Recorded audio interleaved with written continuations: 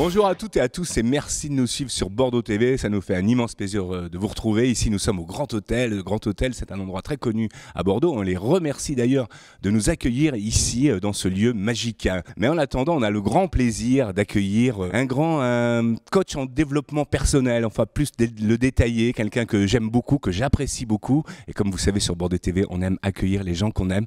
Alex Cormon, bonjour. Salut Thierry, comment tu vas? Mais ça va super, de te rencontrer déjà, c'est bien. Tu sais comment je t'ai connu? Comment? Un jour, je me suis fait larguer par la nana avec qui j'étais. C'est pas bon là. Ça commence mal. Ça commence très mal, mais bon, t'as découvert mes vidéos, donc voilà, ça devrait aller. Et donc j'étais chez moi tout seul, tu vois, puis je déprimais bien évidemment, et je vois sur une vidéo comment faire revenir son ex. En regardant cette vidéo, moi j'ai dit waouh, c'est incroyable quoi. Donc je regarde, effectivement, je fais ça et ça marche. Donc on s'est remis ensemble, on s'est reséparés, on s'est remis à chaque fois. Je regardais tes vidéos, donc si tu veux, bon, quand ça marche pas, ça marche pas. Bon, ouais. Et la dernière vidéo, c'est comment arrêter les relations toxiques. Alors j'ai suivi depuis que je suis célibataire, je suis très bien et je te remercie de venir sur notre plateau. Tu es à Bordeaux, Alex, aujourd'hui pour présenter un livre. Donc c'est Écris ta légende. Déjà, parle-moi de toi et parle-moi de toute ton activité, parce que tu es vraiment présent sur les réseaux sociaux. On le voit, 350 millions de vues, c'est pas rien. Qu'est-ce qui fait ton succès aujourd'hui? Bonne question. Je pense que ce qui fait mon succès, c'est l'amour pour les personnes et pour les personnes que j'ai accompagnées en coaching. C'est l'idée de pouvoir justement transmettre sur la notion de vie sentimentale, sur la notion de vie également personnelle. Donc mon objectif, si tu veux, c'est très simple, c'est d'accompagner les personnes. Et donc 350 millions de vues en France, mais également aux États-Unis, puisque j'ai la chance de vivre aux États-Unis. Et on a plusieurs cabinets de coaching à l'international. Mais l'idée du coaching, c'est de faire des vidéos, transmettre sa passion, transmettre des outils très simples, mais importants. Quand on est dans une phase un petit peu compliquée. On parle beaucoup donc de développement personnel, parce qu'il y a Coach Love, mais ça c'est, je dirais, pas la première chose qui est importante. C'est plus l'estime de soi, c'est exister dans toute cette société, c'est écrire sa légende, puisque c'est ça le titre du livre. En final, c'est comment se retrouver soi-même. C'est le but, parce qu'en fait, on n'a pas appris à ça. C'est-à-dire qu'on pense que c'est inné, on pense que c'est normal, on pense que tout le monde va pouvoir écrire sa légende, qu'on a les outils en nous. Et ça, c'est vrai. Par contre, on ne sait pas forcément comment les exploiter, on ne sait pas comment les utiliser, on ne sait pas comment apprendre à se connaître. Et donc, l'idée, c'est d'arriver via le Love Coaching, mais à une reconnexion à soi-même avec 3 piliers. Donc, dans ce bouquin, ces 3 piliers, c'est qui suis-je, où vais-je et pourquoi. Les 3 piliers qui nous permettent d'avoir des bonnes relations, mais aussi de pouvoir apprendre à se connaître, d'avoir confiance en soi et d'une certaine façon de gagner en sérénité, parce qu'on voit dans le quotidien, il y a beaucoup de personnes qui manquent de confiance, qui n'arrivent pas à s'apprécier, qui sont beaucoup influencées par le regard des autres. Mon métier, c'est de les aider à trouver des ressources intérieures. Alors, retrouver des ressources intérieures, c'est quoi la méthodologie? Alors, il y a une méthodologie pour ça, c'est s'estimer soi-même, c'est s'aimer soi-même? Oui, disons que la première étape dans le qui suis-je, c'est reconnaître ses qualités. Parce que si tu veux, on est très bon pour reconnaître ce que les autres font de bien ou ce que les autres ont. Et nous, on a un filtre où on voit tout ce qui ne va pas, tout le négatif. Donc déjà, apprendre à reconnaître ses qualités. Dans un deuxième temps, c'est aussi se faire confiance. Parce que moi, quand je me suis lancé en tant que coach, tout le monde m'a dit « mais t'es complètement fou, tu n'y arriveras jamais, ça va jamais marcher ». J'ai cru en ma vision, d'où l'importance de savoir où tu veux aller. Et après, je pense qu'aujourd'hui, dans la vie, il faut vraiment avoir son fameux « pourquoi ». Le pourquoi, c'est ce qui va vous amener à faire des actions, à vous réveiller, faire des efforts, en appréciant chaque seconde.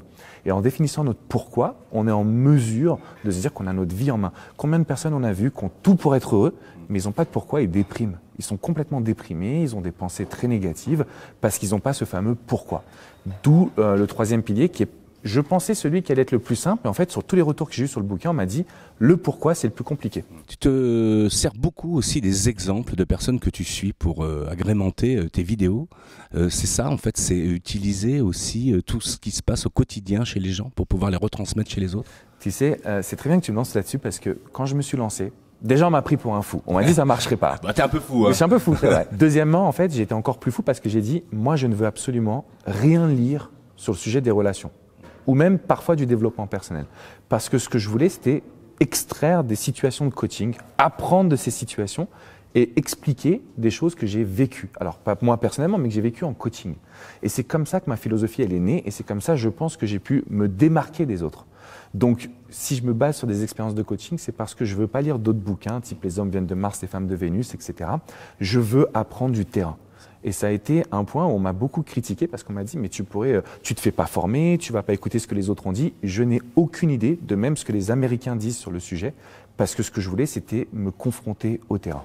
Parce que c'est facile de dire aux gens sois toi-même, existe par toi-même, parce qu'il n'y a pas de signaux souvent, si tu veux, qui vont appeler cette personne à être elle-même, parce qu'elle est dans une déprime ou elle voit la vie pas en rose là, justement elle se dit ah mince ma vie c'est pas top, j'ai des relations qui sont pas bonnes avec les gens. Qu'est-ce qu'on peut leur dire à ces personnes-là quand tu dis faut faire du sport, c'est très bien, mais les gens n'ont pas toujours envie de faire de sport.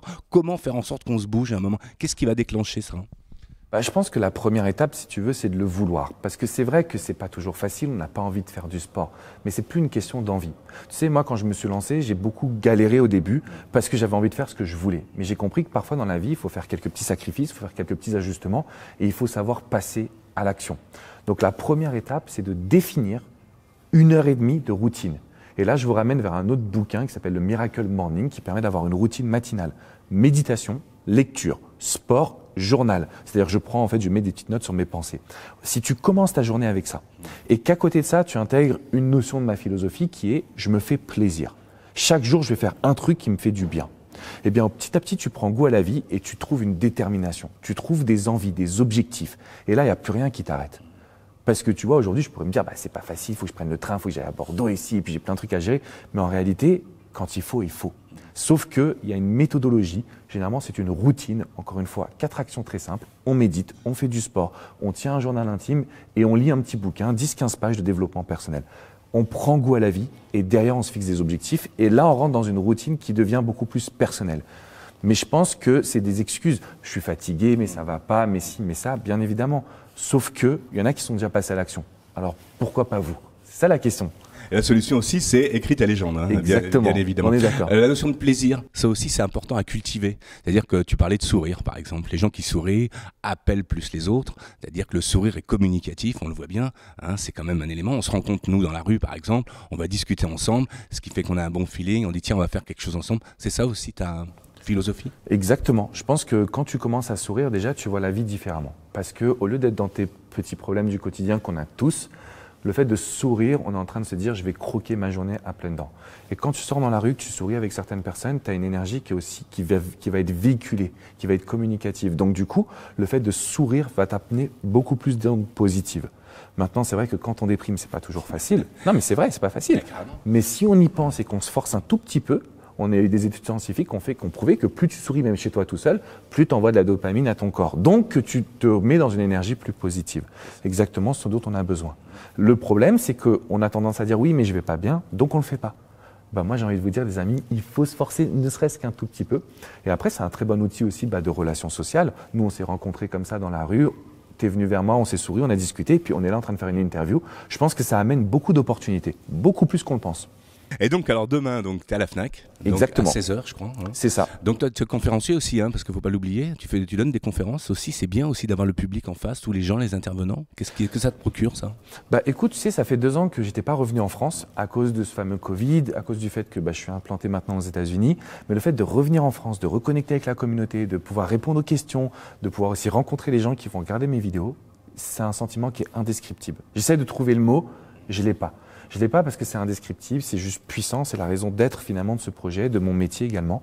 Donc demain, je serai à la FNAC de 16h à 19h. Il y a une partie questions-réponses pour justement voir un petit peu les questions qu'on pourrait me poser. Et puis ensuite, c'est une séance de dédicace pour la sortie du livre qui est la continuité de mes vidéos, la continuité de ce que j'apporte pour essayer de donner des clés vraiment concrètes qui peuvent justement changer de vie. Mais pour revenir sur la question, je pense que les rencontres humaines, c'est la raison de ce métier. Sinon, je ne ferais pas ce métier. Merci à toi en tout cas, c'est vraiment sympa d'être venu. Alors je vous invite tous à aller à la FNAC demain à 16h, allez voir Alex, vous allez voir, vous allez ressortir, vous allez être vraiment remotivé si vous avez un petit peu de spleen là en ce moment avec le temps qu'il fait. Et nous sur Bordeaux TV, on est toujours là aussi pour vous donner le sourire et aussi de la motivation. Merci, à très bientôt sur Bordeaux TV. Salut Alex. Merci Bordeaux TV, à bientôt. Ciao.